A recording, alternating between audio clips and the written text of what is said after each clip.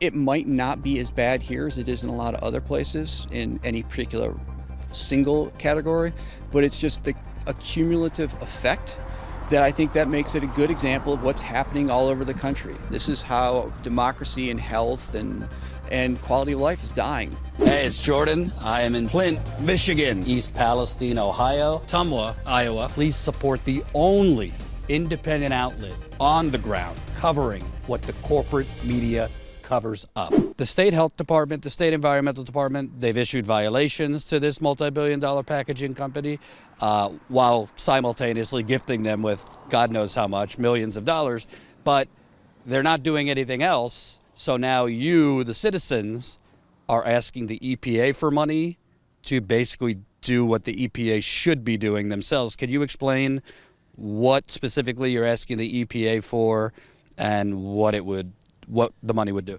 Well, we have a couple of grants out, and at the risk of injuring our chances with the EPA of getting their money. You don't have to shit on them, I will. So, yeah, what we're trying to do is to do a more comprehensive, scientifically reliable air quality data collection. Because the story all along has been, we don't have any proof. We don't have any evidence of exactly what's happening. And as you mentioned, they kind of accidentally caught GPI in violation, so they fined them for that. But the state doesn't look because they don't really want to find it. So what we're trying to do is make that data available and then use that to lobby to get something to change. Because if their excuse is they don't have the data, we're going to collect the data and then use it. So what was the 3-year study they did? If they say they don't have the data, they did a 3-year study, which at least found very high levels of hydrogen sulfide, or hydrogen sulfate, forget, but linked to eye irritation, respiratory things, and it doesn't seem to me they looked for a lot more else. No, that's the problem with it. So first off, all the data that the health department used were from before the expansion. So, the factory doubled in size, and they're arguing that they're only going to regulate it based on before it increased. That's the first problem. Then the health department only tested for asthma, and the only way something qualified for asthma is if it was an overnight hospital stay. So I have a friend who was with me on an event, and he had an asthma attack, and I rushed him to the ER because we both thought he might die. He got treated and went home. According to the health department, that's not asthma. So unless it's an overnight... What is you being on oxygen in the hospital? It's only an overnight stay was the only thing that they counted for their data. Wow. And then their data... So they ignored the potentially hundreds of thousands of more, 100,000 more tons that they're releasing, because through the expansion, they're now releasing, I don't have the exact number, but a couple 100,000 more tons of gas into the air annually. And so they did not look at the excess of new toxins they're releasing, and they're only looking at asthma, but they're only considering asthma if you stay overnight at the hospital. And the flaws with the study were just manifold. So they also used they used zip code data. So zip code, we're in the same zip code as GPI right now. This is a lower income, middle income neighborhood, but it is definitely not directly next to GPI. So their data was flawed because their study plots included places like this that is not an immediate problem as often. But then they compared it with other zip codes that were their controls that overlapped into the east area. So their control study was affected by GPA as well as their test study had areas that were not. So translated, they basically cherry-picked their data. They made it intentionally complicated, and they did not compare apples to apples. Yeah, and then they only measured for hydrogen sulfide. Yeah, they didn't measure for any of, I think the last time I looked, it was 50 different emissions, air emissions that GPI reports to the EPA as having emits, because toxic release inventory, they have to say what is coming out of their stack. I also want to point out, because I'm not asking the EPA or the health department for money, so I totally understand, you want to give them benefit of the doubt. It's kind of hard if you are a Michigander, which I'm not, to really trust the state health department, which I'm sure has good people at the mid to bottom levels, the state environmental department, where it's Flint. They were caught manipulating testing. They were caught lying about, well, first they were caught not putting the proper chemicals into the water when they switched to the Flint River. Then they were caught lying to the EPA that they were adding the proper chemicals. They were not. And then there was a real-time cover-up, which is all in my book that I just released. But it's not just Flint. I mean, they've been caught doing misleading things in Detroit. You have Benton Harbor that had a water crisis. Kalamazoo, there's a PFAS problem all over Michigan. I mean, one resident in Flint said they should change the slogan from Pure Michigan to Pure Poison. And part of why this keeps happening is you have an environmental health department. I believe, correct me if I'm wrong, I do think Eagle changed its mission statement a couple years ago to add in economic development. Oh, I hadn't even noticed. It wouldn't surprise me. I haven't. So I don't really believe that's really should be the priority for environmental health departments, but it does sure seem like they are being awfully deferential to this major employer. It's that, but it's also the other big issue that follows along with that is the state's commitment to false solutions for climate change. Like the state is paying a company to decommission Palisades. What's Palisades? Oh, it's the nuclear plant. Nuclear plant that when it was closed had one of the worst safety records of any nuclear plant in the country, was well past its decommissioning date, had the most embrittled reactor so this is a real dangerous situation. They finally got the decommissioning going, and now the state's talking about reopening it. So the state is throwing money at people, the same people, to reopen it that they're paying to close it.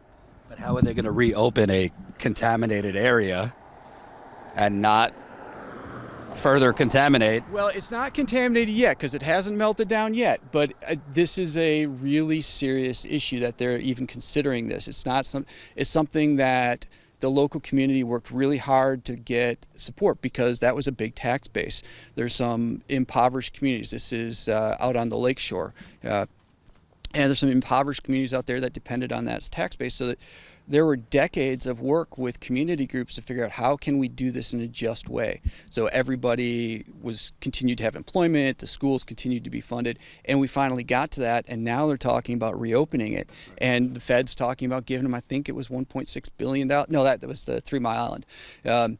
So there's this. And then another thing that goes along with this, the state is really jumping into this hydrogen hubs model.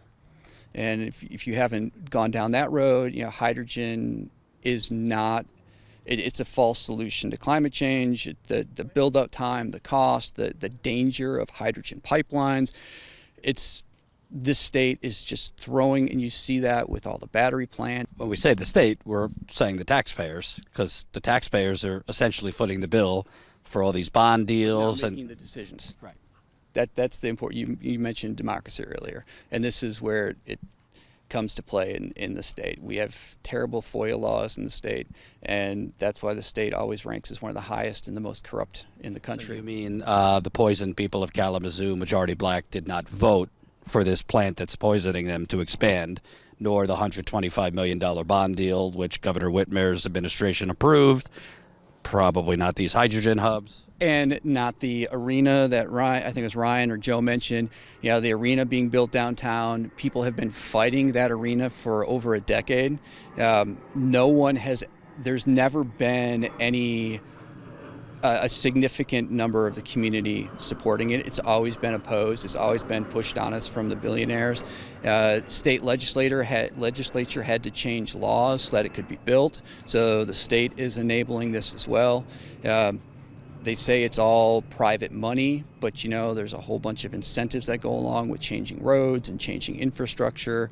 The state school, Western Michigan University, they're going to pay to have their hockey team play in the arena when there is a arena on campus. Yeah. So you've got a public school paying to use a private facility. It just sounds to me that a bunch of billionaires and millionaires have taken over the city government here, and they're basically allowed to loot the city. I mean, what other way do you describe it? Because also, when I say, like, I don't think it's dramatic to say they're allowing this corporation to gas the community. These are, I mean, just a block away, I felt disoriented, just trying to stand up and talk on the microphone. My head was spinning. My cameraman's eyes were burning. And this was a year ago. So that's people that live in that neighborhood. And that gas, there's some parts of the day it's worse. If it rains, it could be worse. During the hot weather, it could be worse. And the thing is, we don't even really know what all of the gases they're releasing. Because the health department, I mean, they really only focused on a few other things. So it's unknown what people are being exposed to at what quantities. And most importantly, I mean, people are dying, people are sick. Why it matters for everybody, because it does matter, I think, for everybody, not just for the people here in Kalamazoo, is that Kalamazoo is a good microcosm of the country. You know, it's a city with a bad segregation problem. It's a city with a lot of environmental health issues. It's a city that is gentrifying. It's a city where there's about 3 billionaire families that kind of control everything. The politicians are in service to Southwest Michigan First, which is basically a local lobbying group for business interests, kind of like a private chamber of commerce kind of a thing. And it might not be as bad here as it is in a lot of other places in any particular single category, but it's just a cumulative effect that I think that makes it a good example of what's happening all over the country. This is how democracy and health and quality of life is dying. And I think you mentioned something that we should really drill home. A lot of this is enabled because Michigan ranks, I believe, 49th or 50th in terms of government corruption, transparency, lack of transparency. Yeah. The governor's office is exempt from freedom of information requests. I remember Whitmer saying she was going to change that. Well, she hasn't, which means a journalist, I can't directly put in a freedom of information request for emails that anyone in the governor's office has sent. This was a problem in the case of Flint because the former governor of Michigan, he released emails pertaining to Flint, but based on my reporting, and it's in the book, they withheld quite a lot of the emails pertaining to Flint, and the FOIA laws basically enable them to do that. A similar issue like along that lines is we are one of, I think, only 2 states that don't require financial disclosures for spouses. Wow. And spouse is a politician. Right. So Whitmer was one of the people who put up the biggest fight to prevent that from happening when there was an effort to get it passed just recently. So she didn't want her husband's. Right. Yeah. And what does her husband do? I don't know, but there's got to be a reason. Well, we know her father ran Blue Cross Blue Shield, the health company here, and she got a ton of money from Blue Cross Blue Shield. As we wrap up, I mean, I think this is really important to the rest of the country because there's paper mills around the country, there's landfills around the country, there's nuclear waste landfills that are not sealed properly, and I've been covered stories where people are sick there. Fracking, mining, I mean, you name it. There's so many different corporate pollution or straight up gassing that go on.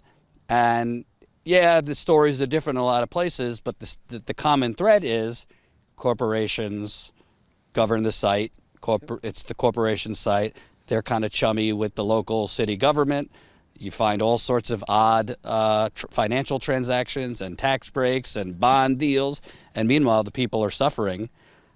I mean, right now, it's kind of like a silent crisis because the media is not really treating it as an urgent thing. And from what I could tell, the media has just kind of reported the health study and reported about there was a town hall based on the health study, and that was that. Yeah, this is the problem, and I don't know where we're going. I teach history, and I teach environmental history, and my students, one of the classes I teach is called Pollution and Protest, and at the end of that class, I always have students like, how are you just not pissed off all the time? Should have signed my book, by the way. Yeah, I'll take a look at it. I'm not I'm not extremely hopeful for where we are right now because we don't have people involved. And I don't hold people responsible for that. I hold it as a cultural issue. We don't have media pointing out these problems. People are working too many jobs to have time to be involved. People are too scared for the jobs they have. People don't have health care.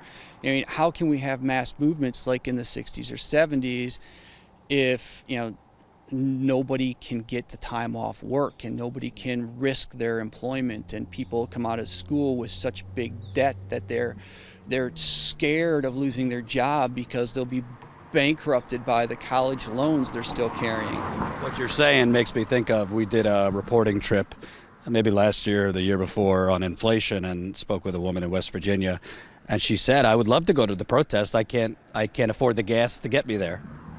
Yeah. And it's the gas, it's the time, it's the child care, it's being healthy enough, it's having the knowledge or being comfortable in the knowledge that you have. So we're in a bad way for participation right now, and I think that is our biggest hurdle as a country right now, to find a way to create a culture of engagement. Because how you don't, you have a lot of these guys that end up in these positions that are unelected, and they can just kind of sit there and hide out. Or we have a city manager that's been here for 20 years, and if you look at that, is an unelected position. You get picked whenever the mayor gets elected. You become part of their administration. Anyway. Wait a minute, Ryan. I thought democracy was on the line now, but you're saying there's unelected czars. I brought it up earlier, democracy is on the line, but, all these little cities are kind of on the line right now. And you look at some of these positions, Jim Ritzema is our current city manager. If you look on his LinkedIn page, after he graduated college, it's completely blank for 10 years. And all of a sudden he became a city assistant city manager for Battle Creek for 10 years, and he became our city manager, I think, in 2013. So, and when I found out is that my dad, who's been a contractor for many years, he worked for Jim Ritzema in Battle Creek doing contracting work, putting drywall up. So all these contracts for these property developers and stuff like that, all these new gentrification buildings that they're building, Jim Ritzema and all these guys that have unelected positions there, they all have contacts within that community. Most of the city commissioners have some real estate connection to them, whether it's their spouses. I don't know this one official, but I know plenty of officials. For some reason they give these no-bid contracts to contractors. And contractors get, preferential in the bidding process. They land the deals for whatever the project is, and then they shower folks with money. Yep. The politicians who gave them the contracts with monies to their campaign, and the world goes round and round. The commission just actually voted to give Jim Ritzema, our city commissioner, a raise. I think it's now $183,000 a year, or maybe they upped it more than that. So, I just think it's a little bit interesting that when you look at all the connections here, David said it, when you have a lack of engagement, these guys can just get into these city positions and basically go rent free almost. Like, they get no challenges. All the local media doesn't want to even try to get involved or even look into it. A lot of the media here, it seems they write puff pieces almost for a lot of the city commissioners, for a lot of the businesses here. It gets really, there's nobody really representing like low income renters, people that have been here a long time. And you got to start looking at who owns those media companies. Mm-hmm. And also, I would venture to guess the city manager and these folks with the inflated salaries probably aren't the ones living in the north side where the gas is sickening people. And one of the funny things is that HUD, it's supposed to be helping like lower income families trying to make rent, but you can only qualify for that if your rent is $850 or less here. And like, I challenge any one of those city commissioners or, you know, to go find an apartment that's $850 around here and that you would step foot in, you know, like, it's pretty impossible right now. And I don't know, like, when you look at it, like, all these guys have been just getting away with not doing what any of these residents around here want. I mean, we've been saying it for almost 10, 15, 20 years, some people, you know, and it just seems like it just goes right over their heads, you know, or, you know, like, not over their heads almost, but they hear it and they're just like, all right, time to go listen to my actual donors that mean more. And for you, you're with the local DSA, kind of right now the left is kind of in the wilderness. You know, off of the Bernie wave of 2016, 2020, a lot of people have gone in different corners, a lot of infighting. A lot of people are disappointed with the progressives we elected in Congress. But at the end, if people don't come together and organize, this stuff is going to keep happening. Yeah.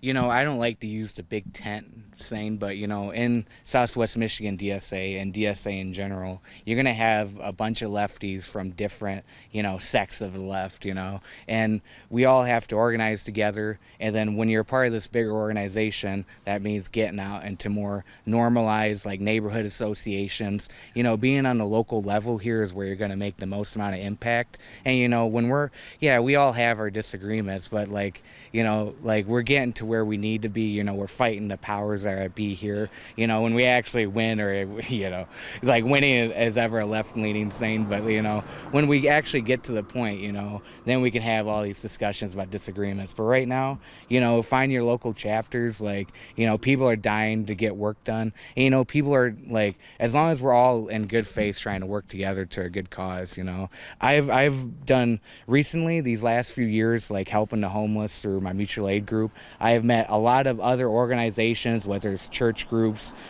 whether it's all sorts of other different programs, that you meet people that have connections to the city government officials, and it can get you, you know, like, at least have your say in there. At least you can muddy the gears a little bit. That's the whole point, is that you're trying to build an organizing and, you know, trying to work on a big scale here. Whether whatever you think of Kamala, whatever you think of Trump and all these big politicians, or your state and local electives, you know, like, you have to be working down here where you're at, because that's where you're going to make the most difference. Whether it's your library boards, whether it's your county commissions, whether it's your city commissions, your environmental boards, all that is where you're going to make the most amount of impact. Because it seems like a lot of people down here are not doing it, and having more people that actually are down here going for those positions, the more we're represented and the more we can actually try to get something done.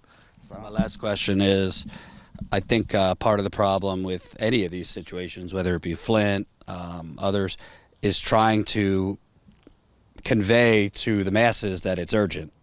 Because if the media is not covering something, or the media stopped covering something, people just kind of assume it's being fixed, or assume it's not that big of a deal because they're not seeing it. So would you say this is an urgent problem? I mean, people are sick, people are dying, and, you know, what do you want to see as the next steps?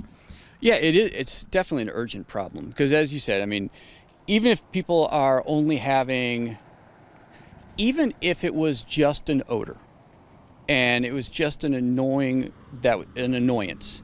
that in and of itself isn't right. There's particularly closer to the factory. If you can't go outside because of some factory's pollution, even if it's not harming your health, that is completely unacceptable. But the reality is, it's not just an annoyance, it's not just a health hazard, it's a life-threatening risk, and people have died. We can't say scientifically that is the reason, but it certainly is one of the biggest factors, if not the biggest factor. So people are dying from it. Yeah, that is an immediate issue. Yeah, there will be somebody next who's going to die from it. Not solving it means we're going to let that next person die. Thank you, sir. Appreciate it.